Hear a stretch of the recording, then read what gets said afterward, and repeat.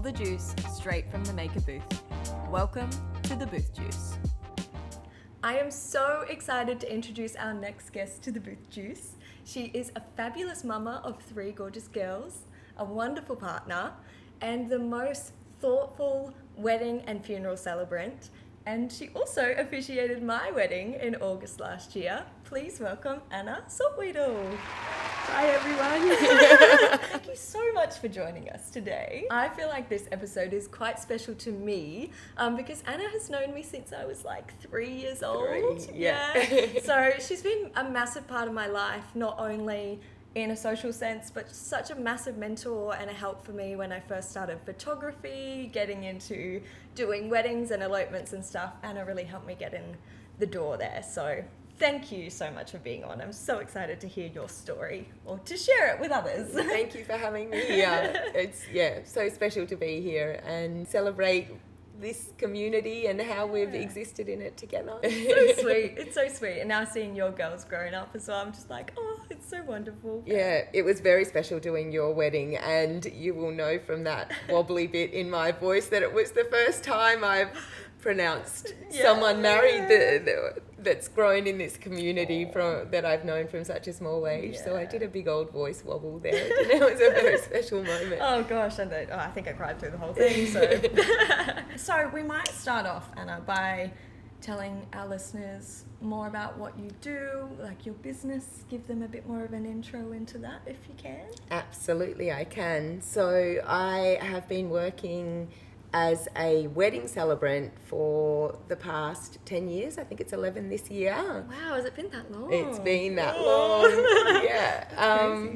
Which has been amazing, unexpected in the way that it's allowed me to grow as a person, unexpected in what it's taught me about people and love and life and relationships. And I was drawn to it because of my love of writing. I did start a degree at Melbourne University with creative writing in mind, and then followed my dad up here to North Queensland and didn't go back to Melbourne to finish that degree.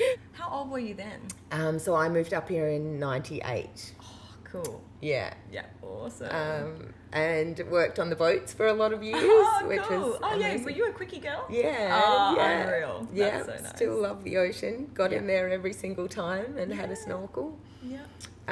It's I started studying to be a celebrant, my Cert 5 in celebrancy while I was living in Germany, because you could do it online. Yeah. And I would ride my bike through the countryside to a little boutique that I worked in that was very quiet, that allowed me to spend months and months and months studying for when I got home, which was amazing. Wonderful. Yeah, cool. Yeah. And my first wedding, I think, was 11 years ago. Robert and Lamin, I remember them on Baylor Street, just the two of them. That's so nice. How did you feel doing your first wedding? It was, I didn't tell them it was I didn't tell them it was my first wedding. It was a fake it till you make it kind of a situation. And I just went in there and was very glad that there wasn't like an army of guests. It was just the two of them. So it felt safe to do that, to wing it. Yeah, cool. And got them legally married as well. Fantastic. Ticked all the boxes. So yes. Did you have like any troubles with your first one? No, or did I think it's more the confidence that you grow in guiding people, in like, knowing where to position them and how to guide them and how to work with the photographer. And when you start, unless you've had a mentor, you're winging it in that space. So you grow more confidence, and that confidence grows then into wrangling big crowds of people, which was not natural for me at all, to boss around hundreds of people on a microphone and get them into position or ask them to put their drinks down, which people don't like. That kind of thing. It is a skill to learn, definitely.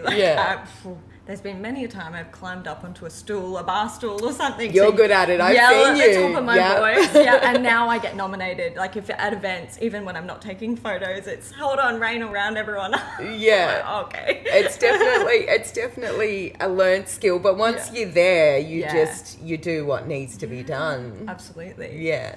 I feel like being a wedding celebrant is an extension of your personality, because you put so much love and thought into everyone's ceremonies. Can you tell us a bit more about like your process and how you make yours slightly, maybe different to other celebrants? Definitely. So it's, I guess, about connecting and understanding the people, definitely. Mm-hmm. Everyone's so different in what they want. Everyone's different in the amount of confidence they have to stand up there in front of other people, in how much they want to share. Yeah. So I give my couples homework, and sometimes they don't want that in a written. I like the written element of that, because I feel like when people are sitting in a quiet corner, their hearts and minds open in a different way, but not everyone actually feels like that. So sometimes I sit with them and they want to chat and I take notes. But I was just going to say, I found that to be such a beautiful process, because Marley and I really, I think, what was it, maybe 8 months out from the wedding we met up, maybe even 7 or something, I don't know. It was a good chunk, but it made us really be present with one another and actually think about the last 8 years together and all the wonderful things and the things we admire about each other, and essentially really why you're getting married. Because obviously there's so much stress and craziness around planning the event of the wedding, and particularly for us because we hosted it at my parents' house and there was so much going on, but we found that to be such a beautiful process. It drops you back into the intention, I think, behind it all, definitely. I think I love it.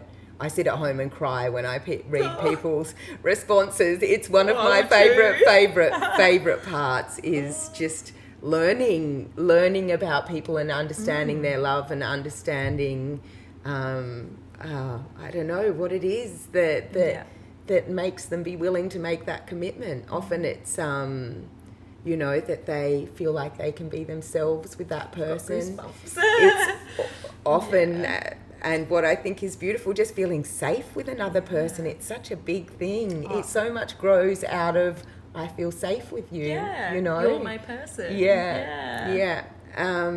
Everyone's different in their responses, and I always say to my couples, there is no right or wrong. Some people will write a 7-page Word document, and some people will write one word,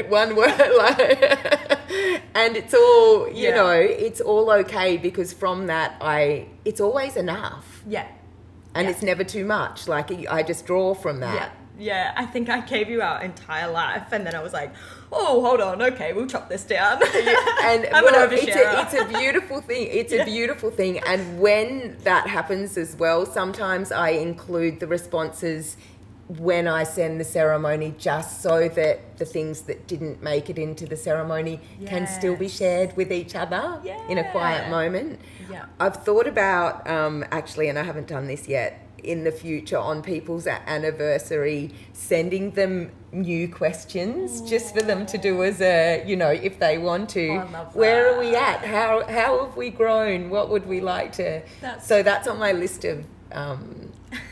You're a busy lady though, so we understand if you don't get to it. So how far do you sort of travel for your clients? Because I know you've done some really fantastic locations. Can you tell us? Absolutely. Next month I am flying to Perth, which I am absolutely pumped about. Oh, that's so cool. It's for a dear friend of mine. She's a photographer. She used to live up here as well. Louise takes photos. So yes, all the way to Perth will be the furthest. Wow. But I've done weddings in Melbourne and Brisbane. I had a couple that saw a wedding up here of mine in Little Cove and then approached me and said, we'll fly you to Brisbane for our wedding. So that was a massive privilege. Yeah. And locally, Port Douglas is such a hub of weddings. There's so many that happen here. that I'm quite central here, but I do love an adventure. Yeah. So I'm more inclined to go to Fitzroy Island or Mount Mulligan. Yes, I had Mount Mulligan in my head, actually, yeah. Those yearly, if a year comes around and I don't have a Mount Mulligan, I'm like, oh God, I hope I get a Mount Mulligan wedding this year, a little chopper ride. Yeah. I just booked one for 4 weeks ago. I was thinking, I hope I go to Mount Mulligan this year, and then they emailed and I was like, yes. Yeah. For people that don't know what Mount Mulligan is, can you paint them a little picture? Mount Mulligan is like the North Queensland version of Ayers Rock, I would say. It has an energy and a presence. It has a lot of history, and is a special place for our Indigenous people here. And it's just magnificent. It used to be a campground. Yeah, right. Did you ever camp there with your mum and dad? When I was younger, yes, but we went on so many different adventures. It's a little bit of a blur, but yes, it was. And I remember camping there and thinking, this view is insane. Oh, yeah. I cannot believe this is a campground. And then it became a beautiful, beautiful lodge. Yeah. That is so... Have you been out there? No. I was just saying to Marley the other day. Must. This is on the list for us we need to go. Yeah, and they have like glamping tents now as well that are like next level glamping tents. So it's more doable as a road trip / glamping getaway than save for ages for a luxury getaway. Both. It's both. It's incredible. But yes, it's a special place. Do you get to go in a helicopter? I do get to go in a helicopter. Yeah, it makes you feel very fancy and important. That's so exciting. Would you say Mount Mulligan's probably your favourite location? I reckon. Or yes. Yeah. Yes, I'm going to say absolutely. There's many, but it's up there in the cluster of favourite locations, 100%. Beautiful. Yeah. And so you're a wedding celebrant. Do you mostly go for more larger scale weddings or smaller, or a complete mixture of both? It really depends how the year falls. This year, and I have to say post-COVID, weddings look different. Yeah, tell us more about what has there been a bit of a shift? So COVID, for all its heinousness, it did empower. It was crazy to witness. So it did empower people that didn't feel confident to have a small wedding because they didn't want to upset people. I'm sure I speak for all celebrants when I say it was very curious how many emails we got while those restrictions were in place to say, we quickly want to get married while there's only 5 people allowed at the moment. I was like, oh, wow, people want this and they're afraid to do it. Yeah. So it did pave the way for more of that. And there's definitely been a shift since in the way that people are having smaller weddings. It is daunting. Like, a lot of it is people pleasing, I suppose. A lot of it is people or pleasing. Family pleasing or whatever it is. Yeah, and that's the one thing when my couple sit down across from me at our first chat or Zoom call and they say, what is your one thing that you would advise? And that is the one thing. As hard as it is, don't people please. Don't people please with your guest list. Yeah. Don't people please with any of it, because the last thing you want to be doing after spending all that energy and all that money is sitting back on your wedding day feeling overwhelmed and like it grew into something you never wanted it to be. Yeah. And that you have no control over it. Yeah, absolutely. I think one of the biggest pieces of advice that I received from a friend who'd already been married, she said, would you take that couple out for dinner? Like, would you pay for a dinner for them? Do you love them enough that would you pay for a dinner for them? That's good advice, yeah. Thought, the list gets smaller, okay. A very interesting concept, yeah. Yeah. So, yeah.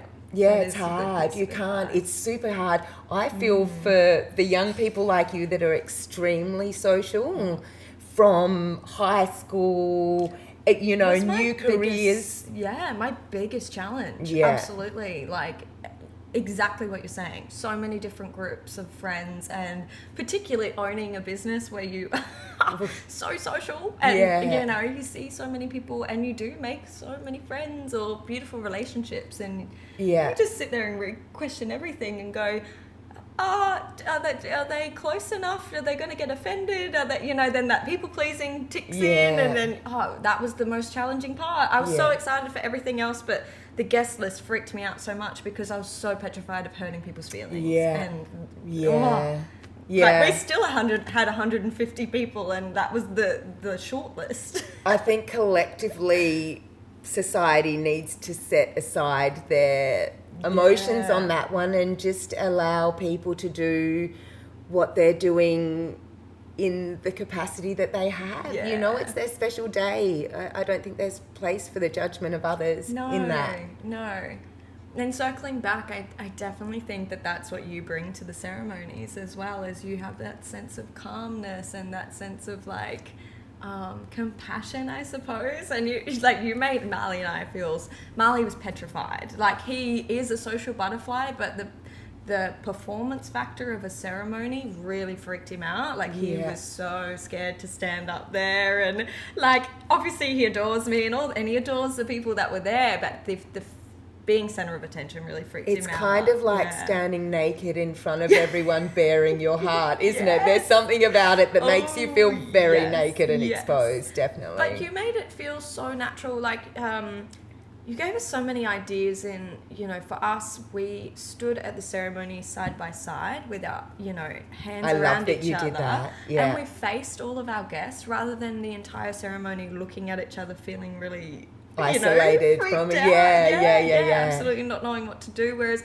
we just stood naturally and arm in arm and just looked at our guests and got to actually soak it all in. And that advice of looking at all of your guest faces really calmed me, because I was like, but they're just all the people from my life. I love these people. This isn't scary. Like, it's so nice to hear that. I always give people the choice of, like, when we run through, I'm like, this is what this would feel like. Yeah. And this is what this would feel like if you're facing each other. And so many people choose to be facing each other with me behind them because they feel that that's a safe little bubble. But I think that you're right. I think if you can channel that, if you can look out at those faces and be reminded that they're the faces of the people you love, and that's actually a super safe and holding space for you to be in, then it creates a different collective energy as well, because you're in it with them as opposed to being in it just the two of you and them as outside observers to it. And it just feels like you just make the whole process more natural and more, I guess, personalized and ourselves, and not like this daunting ceremony. Like, I think everyone grows up, a wedding is so... No, it should be, playfulness helps as well, like lightness helps, engaging things, even like what happened with your mum and Reef at the start. Actually helps. Like, I went, oh my God, this is perfect, because now everyone is laughing and it doesn't feel, it's not a stage performance, it's a holy flip, let's do that again kind of a... So for context, the father of the bride gets a lot of, attention with the dance and the walking down the aisle. Thought, well, my mum's a massive part of my life. I don't want her to not, and she's pretty much planned this whole thing with me. I want her to be acknowledged as well. So I got my younger brother to walk my mum down the aisle, and then I had Marley walk my mother-in-law. I loved that you did that. I just wanted to include them because, like, gosh, our mums are... I mean, we love our dads, but our mums are our mums, they are the biggest. You both have powerhouse, wonderful mums. Yeah, they're the biggest part of our lives. So we had the two of them walk down before my bridesmaids and stuff walked down the aisle. But what Anna's referring to is my mum's shoe broke walking down, and then it just, broke the ice for everyone, because she went, hold on, let me go and get, fix my shoe and run back. And it was perfect. It is those moments. It doesn't, so when people think of ceremony and they think of performance, it's just a very natural... I don't know, it's a natural reflection and exchange and celebration and no to performance, I reckon. Of course, it feels like that because people are watching and people are sharing, but it's different to that. Definitely. Bouncing off of that, so you also do funeral, I don't know what to call them, funeral celebrations. What would you refer to them as? End of life celebrations, memorials, funerals. Beautiful. Everyone has a different name. Yeah. How did you go from being a wedding celebrant into, funerals? I always knew I would. Yeah. I thought that I would need to be of a certain age, like an elder. I thought that you would need to have enough life experience, maybe weathered enough storms of your own to for people to trust you with it. Yeah. And I guess I have had enough life because I stepped into it very naturally because I was asked. And the first maybe 5 or 10 I did were all traumatic, too early, young parents, children of people I love. Oh, I've got goosebumps. And when someone asks you if you have capacity to do that and you love them, the answer is yes, I will find the strength and courage to do that for you. They're finding the strength and courage. Make me tear up just talking about it. Yeah, it's big. Yeah. So people trusted me before I trusted myself, I suppose. Yeah. And in that, it grew. Yeah. Yeah. And do you find, obviously death is such a serious topic and a lot of people don't know how to navigate that. I do feel like you bring a sort of softness in the same way as a wedding, breaking that ice a little bit into being able to love and feel and stuff. So how do you sort of bring that into your funeral services as well? I think people, the answer is because it all comes back to love. Yes. Yeah. It is loss and pain and all of those things, and what they really are is love. Yeah. So, and allowing people, I think what I've learned over the years is that ceremony, while collective joy is the most uplifting and magnificent thing that you've experienced, collective loss and love and pain is also deeply healing. It's different. It allowing people to feel together allows them to not be alone. Yeah. To so lean important. into each other. Yeah. Unfortunately, in the last 7 years or something, I've lost so many friends. It's awful. But as you say, none of us would have been able to get through that if we couldn't all lean on each other. And I do feel like a lot of people since then I have grown a lot closer to as well. And I do find myself being more vulnerable with people because we've sort of have that shared. Yeah, it's I guess it's the love that you miss, and you're sad that you don't get to give them any more love because they're not there anymore, and everyone sort of feels that same energy, I suppose. Yeah. It is. It's about learning where to put the love for that person, definitely. Yeah.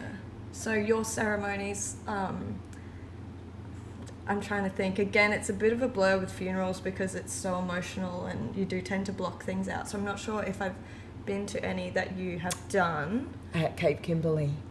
Yes. Okay. Yes. That's the one. I could see it in my head, but then I wasn't really sure. That was my second one ever, and that was terrifying because I love that family. They're so dear to me. Absolutely. Yeah. And I kept thinking to myself, if that mum has the courage to stand up here with shaking hands and speak, I must have the courage to stand up here beside her. Yeah. Oh, that's just. Yeah. I take my hat off to you. Yeah, that was big. That was like a, But now that you've jogged my memory, that was such an organic and beautiful ceremony and a beautiful celebration of life. And I've been to quite a few funerals, unfortunately, and some of them do feel very stiff and you don't feel like you can sort of say anything or do anything. It's all very prim and proper, whereas that ceremony, I do remember it was just showered in love and and just everyone acknowledging that we are heartbroken, but we're all heartbroken together and we'll support each other. I think that's definitely what I felt throughout your whole ceremony. For sure. Oh. and it's such a it is such a deep topic, but I do, I feel like breaking that stigma of the fear of death and not being able to talk about it, or or confide in others, or it's many people are lonely in that space and alone, and I don't know, I think that our culture, I don't know how it's become something that we push away, that we don't prepare for, that we are frightened of. There are other cultures that do it so much better than us. I guess taking the fear away, even holding vigil, like in Ireland, they have their dead at home with them for a couple of days. Everyone comes, they drink in the room with them, they say goodbye. I think what happens here is you make the phone call, the body's taken away, and that's it. You're left to navigate all the stuff that comes afterwards without any tangible kind of I'm letting go of this person's physical body, and I'm going to learn how to feel close to them without their physical presence in my life. So I think that it can all be slowed down a little bit. There's so many people have so many rights that they don't know, because I don't know what came first. I don't know if the fear came first or the disempowerment came first, but people used to do a lot more themselves. And we are allowed to have more time with the physical body than what we think or know. And there's so much you can do yourself to prepare for them. People can build their own coffins. They can pour the love into practical things while they're in that. So the more people are engaged in the preparation for ceremony and those things, I think the more healthy healing process for them. I've seen it in this community. I've seen people do it all. Well, I know that when our friend passed away suddenly, he was a parachuter, and they lined his coffin with his parachute material and things like that. I do think was really healthy for our group of friends, that it was such a shock to the system to lose someone like that, such a massive part of our lives. So suddenly they were brave. The way everyone pulled together in that space, it was very, very moving and very, very beautiful and strengthening for them all, I'm sure. I definitely, and we do try and honour that person, every year, whether it be small or large, and I think that's important as well, like not to forget them, and not to to still, whether it it doesn't have to be a massive celebration every year, but to be aware of that person that you've lost, and not to completely let that go either. Absolutely. Just because they're not here physically. Even lighting a candle, having a photo, lighting a candle, being with them in a still moment. It's simple, and yet, you're there. I had the most amazing experience actually last year at the BIM concert. I hadn't been for years. And I lost both of my grandparents, who I adore. They lived in Berlin and worked their whole lives in the opera house. So theatre was a massive part of their lives. And I used to be backstage with my Uma, who was a seamstress, and she would dress all the dancers and fix their costumes. And we would watch the ballet lots. So I was at BIM, and I wasn't every time the ballet came on, I just had tears rolling down, but it wasn't even pain anymore. It was like this exquisite kind of I feel you experience. It was gratitude and all these things mixed together. And it does pop up so randomly, doesn't it? It does, You could just be doing something very normal and a sign, or something reminds you of them or whatever, and it can be this overwhelming, like, I don't know how to explain this. Open. Yes, they do. And the pain does and can transform back into love. Certainly and into gratitude. Later, gratitude for what you've shared, for how they've touched your life. It's it's beautiful. I feel like you are such a beautiful energy to be around in general, but like for that part of the end of life, I know that people that are really close to it could have like struggle navigating that.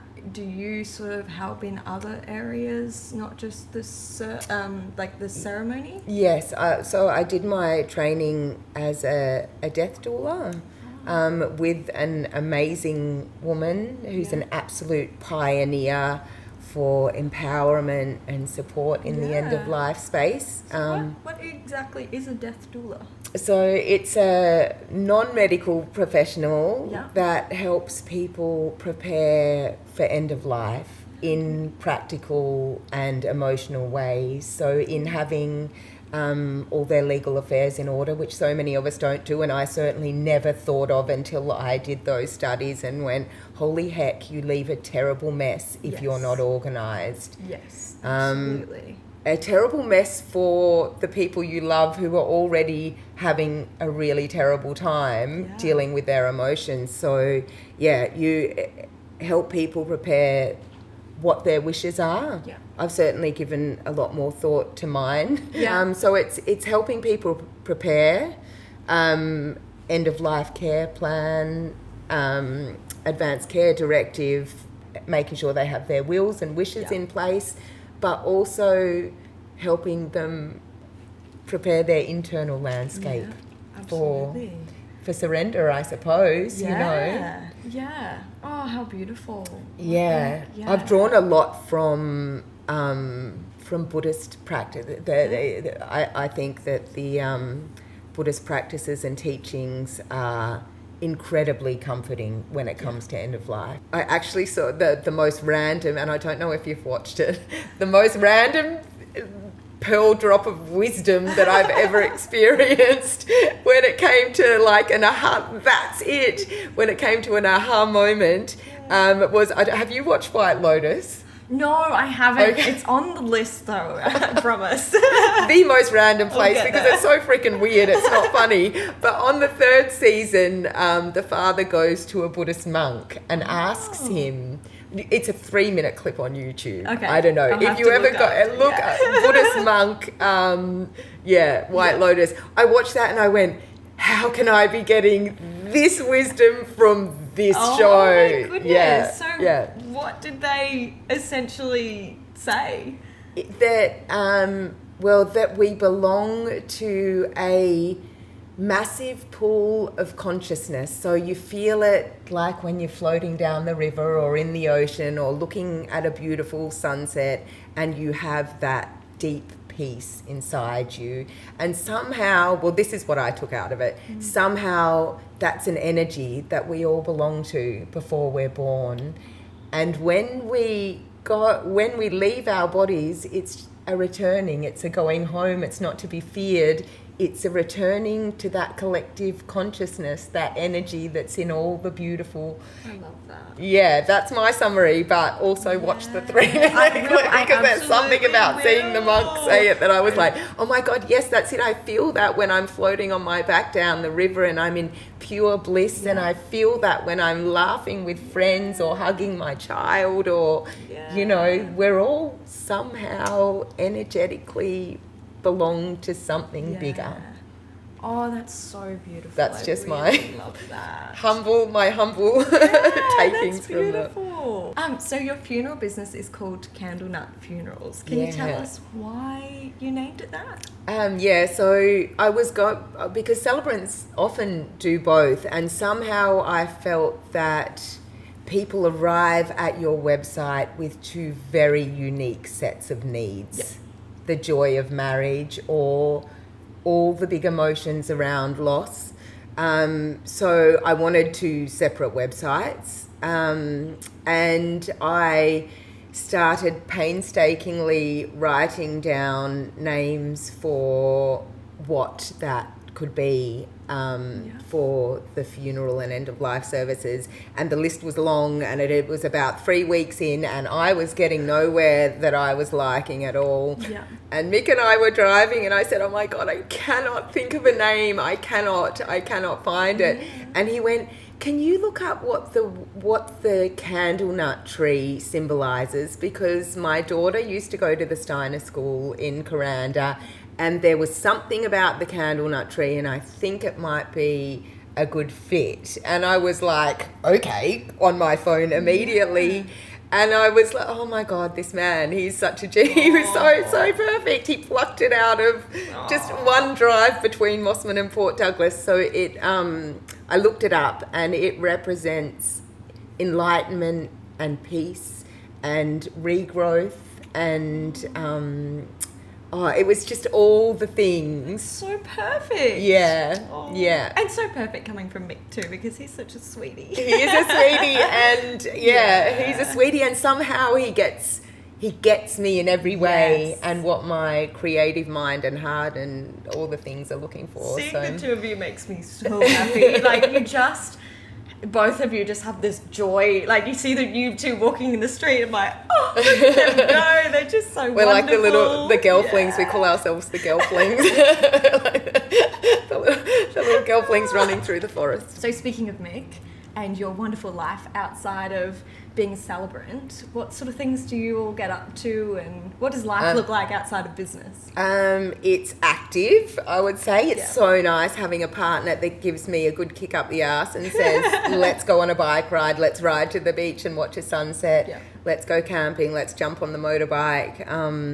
So nature always. I think we both enjoy the things, so paddle boarding, going for hikes and walks and exercising and moving our bodies. But yes, camping is camping and travel. Oh my God.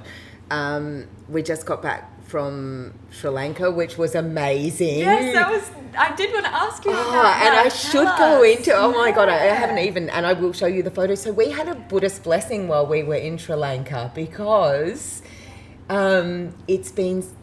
it's held us both. Their practices have held us both through different times, and we got engaged a couple of years ago, and we were like having the conversation that everyone has, as in, how do we plan what we want without people pleasing anyone, even in even in our 40s.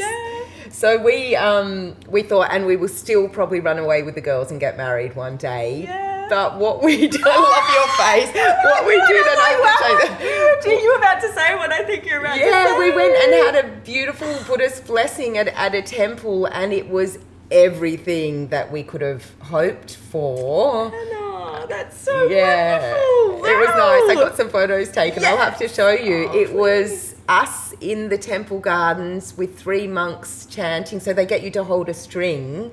They hold a string, you hold a string. So it becomes this connected, and they were chanting. They were so, oh my God, those monks were so beautiful. They couldn't speak any English, so we were using like Google Translate initially when I approached them to find out. They'd never done something like that in their temple for Westerners before, so he was like amazed that we asked, and I was so glad that we found something that was so natural and organic and not overly, that wasn't some marketed thing.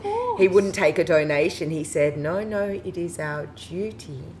And so we got there. Oh no, I'm gonna cry. we got there, and he said, we do different blessings. How long would you like? 20 minutes? 1 hour? 1 week? And Mick and I have looked at each other as in, holy heck, are these guys willing to sit here with us for a week? We were like, 20 minutes, please.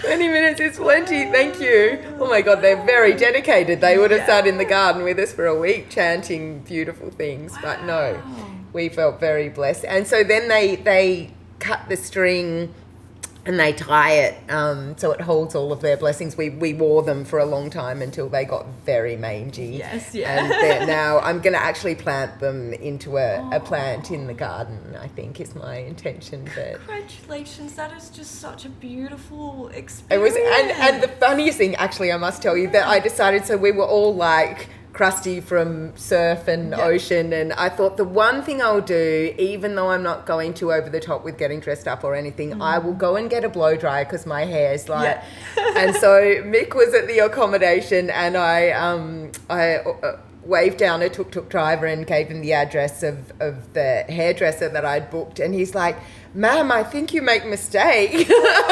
And I'm like, "What do you mean? No, it's okay." And he said, "You're going to a barber for men, you're going to a barber shop." And I was like, "Oh." And then we arrived there, and it was this young guy covered in tats. And I'm like, "I really just want to blow dry." And he's like, "I do it for you." And oh my God, he had never, honestly, he washed my hair and it was like frizz. Oh. And then he just blow dried it, and it was so much worse than when I walked. And I sat in that chair smiling to myself, thinking, you are going for a Buddhist blessing. You know that it is not about any of the superficial stuff, and this is perfect. It actually made me laugh. I was sitting in the chair just laughing internally, going, "This is brilliant." The guy's like, "We get photo together." I'm like, "Yes, please."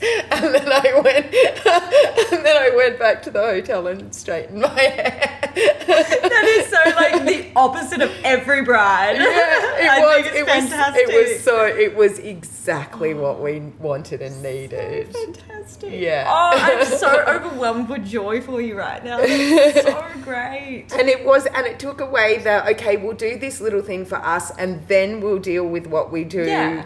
But also it took away right now the need for anything. Yeah. It was like we did that beautiful thing, and right now we're full from that, and we've got our whole lives, so one day we'll figure out what the next beautiful thing is and how we choose to acknowledge our love in that way. I feel like that's just so beautiful and such a wonderful way to wrap this up. Anna, thank you so much for sharing that with us, and your beautiful story of your business and the wonderful things that you do for everyone, whether they be in their, most loving part of their lives or in the worst grieving part, So thank you for everything that you do. Thank you too. And all the kindness and the compassion that you show to everyone, no matter what situation. I'd love to end this with maybe just a piece of advice, whether it just be general or to do with weddings or funerals or something, or maybe something that you live by. Maybe both. Both. I will end by saying that words carry so much, and that it's important to say them, it's important to say them in love while we're all here together. It's important to speak them afterwards as well. It's important to write them down and say them and share them. Best to say them while we're all here together. Yes. Yeah. You are wonderful. Thank you so much. Thank you too, Rain. Love you. Love you. We will have some more episodes coming up very soon. But if you would like to find Anna, where can people find you? In the big Wedding Happy space on Instagram under Wed by Anna. And the Love Chronicles, which you'll find the website, and Candlenut Funerals for those that are celebrating love in a different way. I will add those to the show notes if you are looking for Anna's beautiful services. But yeah, thank you, Anna. Thank you too. And have a wonderful day, everyone. We will be in your ears very soon. Bye. Everyone.